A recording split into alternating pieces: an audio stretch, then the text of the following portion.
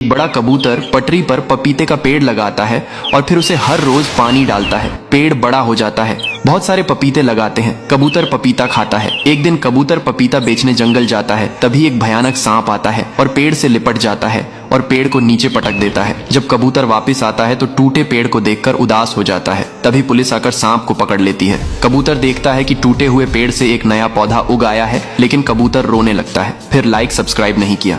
कबूतर एक मधुमक्खी के छत्ते से शहद खाने लगता है, इसलिए मधुमक्खियां गुस्सा हो जाती हैं और कबूतर पर हमला कर देती हैं, जिससे कबूतर का शरीर मधुमक्खी के छत्ते जैसा हो जाता है। कबूतर भागता भागता किसान के पास आता है। किसान कबूतर के ऊपर गाय का दूध डाल देता है, जिससे कबूतर ठीक हो जाता है, लेकिन कबूतर रोने लगता। फिर लाइक सब्सक्राइब नहीं किया। यह बंदर जमीन में बहुत सारे गड्ढे खोदता है, फिर वह बहुत सारी मिट्टी के दिए बनाता है, फिर उन दियों को जलाकर हर गड्ढे के पास रख देता है। इसके बाद वह आसमान की ओर देखने लगता है। तभी अचानक आसमान से बारिश होने लगती है। धीरे धीरे सभी गड्ढे पानी से भर जाते हैं। सारे जानवर वहां आकर उन गड्ढों से पानी पीने लगते हैं। तभी एक खरगोश आता है और वह हर गड्ढे में स्ट्रॉबेरी के बीज डाल देता है। कुछ समय बाद उन गड्ढों से स्ट्रॉबेरी के पेड़ उग आते हैं। फिर सभी जानवर और बंदर मिलकर स्ट्रॉबेरी खाते हैं। फिर भी किसी ने लाइक नहीं किया।